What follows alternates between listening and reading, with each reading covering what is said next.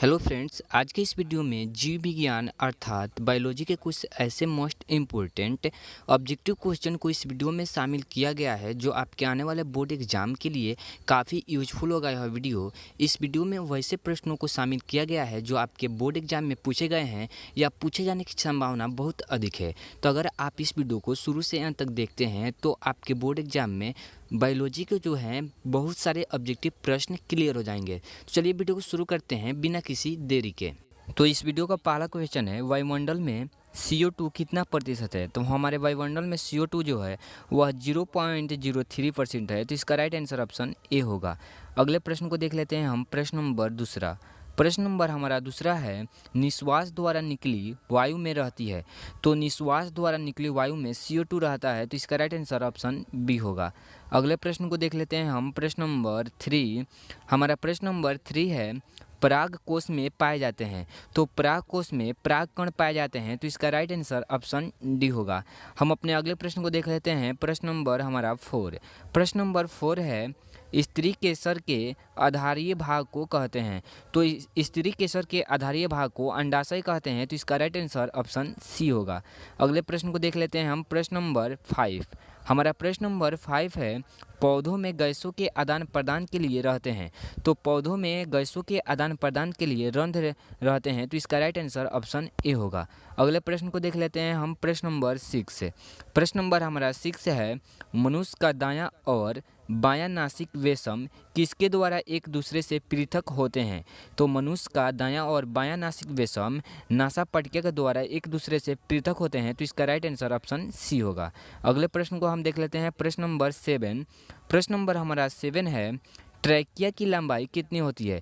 तो ट्रैकिया की लंबाई लगभग 11 cm होती है। तो इसका राइट आंसर ऑप्शन सी होगा। अगले प्रश्न को हम देख लेते हैं हम। प्रश्न नंबर एट को, प्रश्न नंबर हमारा एट है, ग्रहणी भाग है, यह एक छोटी आंत का भाग है। तो इसका राइट आंसर ऑप्शन डी होगा। क्वेश्चन नंबर नाइन है, शरीर की सबसे बड़ी ग्रंथि का क्या नाम है? तो शरीर की सबसे बड़ी ग्रंथि यकृत होता है। तो इसका राइट आंसर ऑप्शन बी होगा। अगले प्रश्न को हम देख लेते हैं। प्रश्न नंबर टेन, प्रश्न नंबर हमारा टेन है, मनुष्य के मुख गुहा में कितनी जोड़ी लार ग्रंथियां पाई जाती है? तो मनुष्य के मुख गुहा में 3 जोड़ी लार ग्रंथियां पाई जाती है। तो इसका राइट आंसर ऑप्शन ए होगा। अगले प्रश्न को देख लेते हैं हम। प्रश्न नंबर 11, प्रश्न नंबर हमारा 11 है, वयस्क मनुष्य की मुख गुहा में कुल दांतों की संख्या कितनी होती है?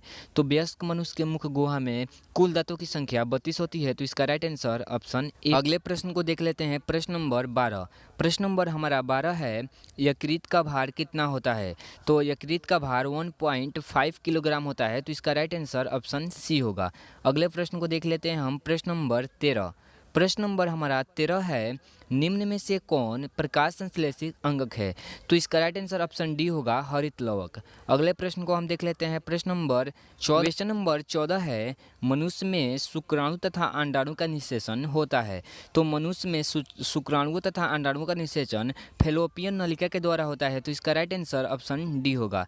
अगले प्रश्न को हम देख लेते हैं। प्रश्न नंबर 15, प्रश्न नंबर हमारा 15 है, अंडाशय के भीतर पाया जाता है। तो अंडाशय के भीतर बीजांड पाया जाता है। तो इसका राइट आंसर ऑप्शन सी होगा।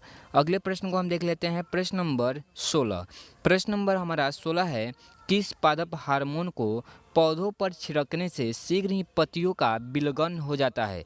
तो इसका राइट आंसर ऑप्शन सी होगा, एब्सिसिक अम्ल होगा। चलिए अगले प्रश्न को देख लेते हैं हम। प्रश्न नंबर 17, प्रश्न नंबर हमारा 17 है, निम्नलिखित में कौन मास्टर कहलाता है?